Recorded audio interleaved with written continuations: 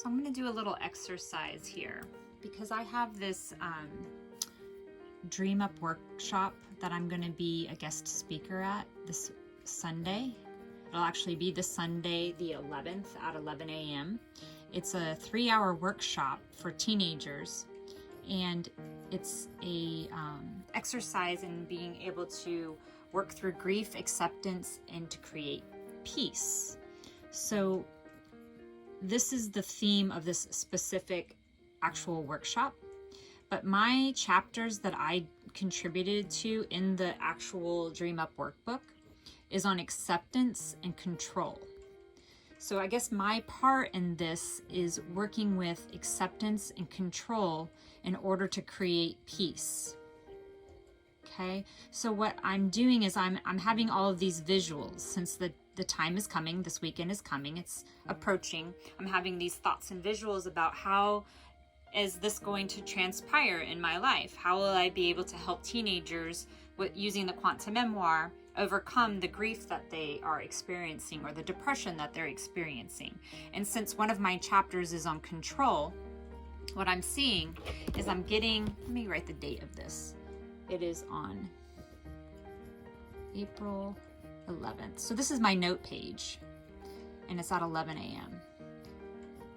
So if anybody has a teenager that they want to get into this class, contact me directly because I could probably get a spot for them, just because we are connected. So if that's something you want, let me know, or you think you might need.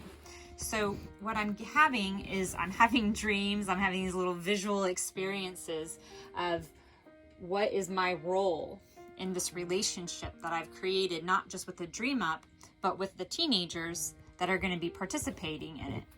And, you know, I have a daughter that's 25 now. She's not a teenager, but I remember when she was a teenager. And it's likely she didn't really want much of my advice because she didn't really see my perspective as an adult. She's seeing her teenage perspective. And so I feel like it's really important for me to be able to see not just my adult perspective of things, but my teenage perspective of things. So it was humorous because I was telling Bodhi, oh, okay, what I'm seeing for control is a volume dial, a knob that you turn up and down. And he sweetly reminded me that kids don't really have dials. Everything is done on the iPhone. It's just, it's like just a screen that they're clicking. So I kind of laughed and giggled because it kind of outdates me. You know, we had a dial knob when I was younger that we would have to control the volume with. And I guess that's different for the kids now. So I'm trying to figure out, how do I make my symbols that work for me relate to the symbols that might work for teenagers in this day and age? Because times do change, and I don't have a personal problem with that. I'd like to learn the new symbols as well. So while I don't know any new symbol for a volume dial, you know, it seems like a pretty standard one, I'm just going to go with it. It's what I know. So when I'm thinking of this word control is that, I should have left this out. I'm going to use the symbol of the dial of the knob, even if other people don't get it. I'm going to hope that they do, that they've seen enough movies, they know what an 80s boombox looks like, right? You have an idea of what a dial is and what it does. And let's try to get some perspective, some third dimension in here. This dial turns, and it turns in two directions. It turns what some people might say up or down, or you could say it turns left or right, or you could say it turns clockwise or counterclockwise. But the descriptions that you use to turn this dial, I think probably matter a little less than the idea that the dial moves two ways. You know, you can even have a dimmer switch dial that goes up and down. The point of the dial is that it moves, and it must move for a reason. Otherwise, it wouldn't be a dial. It would be a button, or it wouldn't be anything. So the idea is that we want this knob, this control knob, we want it to be able to move. And we want it to be able to move, I think, by the hands of the person that is has the mechanism of the control that you're trying to do. So in my example of this, and not necessarily for teenagers, but what I'm doing for myself to grasp the idea of control, is that this is my knob. This is my control knob. It cannot be turned up and down by other people. If that were to happen, then that means that I'm not controlling my control knob, and I'm giving the power of it away to somebody else. So I'm just kind of coming to this naturally. This is just me walking through what I do, so that I can understand what is it that I'm going to be providing others. Do I have a good handle, a good grasp on the topic that I'm going to be covering? Because I value what I'm about to say to others, because I hope that it makes a difference in their lives. So what I'm going to do is, for this workshop, one of my chapters, like I said, was control, and one of them is acceptance. And so these two things interrelate to one another. So I'm trying to have others feel and know acceptance for themselves based on their boundaries, their control, that they don't feel out of control of their lives. Somehow these two things relate together, control and acceptance. Okay, so let me just take a breath and pause and see if I'm getting this right.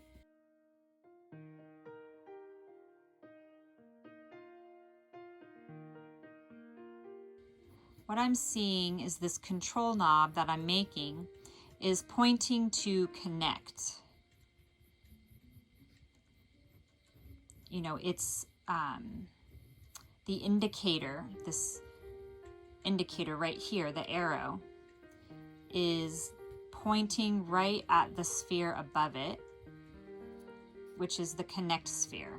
This is the sphere that I use to connect to other people, whether they are people that are in my physical reality that are real, or whether they're people that have been in my physical reality and have passed, they're no longer alive, but I can still connect to them in my heart and in my consciousness. Or they could be imaginary people. It could be a character in a movie, or a character that I draw.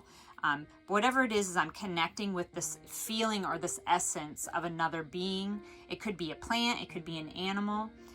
So what I'm seeing is that this control knob is going straight up to connect. It's like connecting with maybe my inner self even, or, if I put a power in a higher power, like if I believed in God or something like that, then maybe that's where this control is. But really what I'm coming to now is that it's more of the balance. It's between the left and the right, or the light and the dark. And so while it's great to be balanced and right there in the middle, it's probably gonna be where this dial has to move up and down, back and forth, left and right, to the dark, to the light, so that you ebb and flow with life, so that you can wax and wane with the things that are going on in life. So let me put a little bit of shadow in here, see if anything else comes up. If my control knob, so it looks like my shadow would be over here, I think. See how that goes. Okay, so I'm doing this workshop. I'm a guest speaker with Rain and Leslie, who created the Dream Up workshop, workbook, And it's a book for teens to be able to deal with their dark emotions, turn them into light emotions. And so they asked if I would, do a chapter or 2 chapters in there with the quantum memoir, show others how to use it in order to deal with their emotions. So it was a perfect relationship. And we've been doing this for a few years now. And now I'm having the opportunity to actually speak, not just share it in a written form, but I'm having the opportunity to be participants in a live, experience with others and how they can use it. And so I'm learning more, learning more about myself, but I'm also learning about how to connect with other people, to be in a relationship. And it's wonderful. It's cool. So I'm off my topic though. Okay, so I'm doing this workshop on Saturday. I'm a guest speaker. And like I said, if you know a teenager that might be dealing with some sort of grief or depression, or just kind of maybe even lonely and disconnected from life or other people, then let me know, because I could probably get them into this workshop where, you know, there's going to be another speaker from the book that will be going over a different chapter or 2 different chapters. And then I will be using the quantum memoir for us to go through how to you know, ground your control in your life. Like how do you approach this subject, this emotion or this feeling or this experience. And then we're ideally going to come up with 6 potentials. Though, you know, potentials could be the control. It could be a dark potential. All of your potentials are worry and gloom, or you could make your potentials positive and hopeful. So what I'm hoping to do is share with others how they can take potentials, whether they're negative or positive, and make them favorable and actually create them in their reality, instead of just wishing that, you know, they would come true, but not really believing that it's possible. I'm hoping to show people that the potentials that you have are possible based on these inner seed words, because your purpose is in the center, and this is what makes it possible. So here's the thing you want to do and the purpose, and then here's the seed words that make it possible, and then out here are the potentials that you're trying to make possible in your purpose. Something like that. All right, so we got depth in this control knob. Now it looks like it's a manifest thing. It's a real life thing. It's in the physical world. Doesn't that look like you can kind of reach out and turn it? And so sometimes it feels like you want to reach it out and just like turn down reality, right? Like you want to turn down the outside world. And maybe that's not necessarily a bad thing. You don't need to turn it off. It might just be gaining a different perspective or a different point of view by connecting with other people, or writing down the potentials that you have that are negative and the ones that you don't want, because those people seem to easily be able to come up with. Write them down over here. This is where things go that I don't necessarily want to keep. I want to like recycle it or refine it or repurpose it. Over here is where things go that are polished, that are what I want to manifest and create into reality. So these are things that usually stay positive or maybe neutral. Over here is where the shadow or the darker kinds of thoughts and experiences, they come forward, and then I, you know, mix media them, to use a Karen word. I shouldn't even say that's a Karen word, but to create the texture and the color and bring them to life, then I put them over here. So let's see, what else do we have to say about control? So I'm actually not going to go through this because I believe I'll probably do this either before the class or in the class or the workshop. I think it's called a pop-up. I'm just doing this so that I can put this purpose in my mind, so that I can let basically the question, how will I amuse others in this Dream Up Now pop-up workshop to best provide information and inspiration to teenagers so that they can approach control in the most favorable way in their life. So it feels like a lot of pressure, but all I can do is be real and authentic, and that's pretty much what they'll get. So yeah, if you want to check it out, you can go to, I think it's dreamupnow.com. They're on Instagram, they're on Facebook.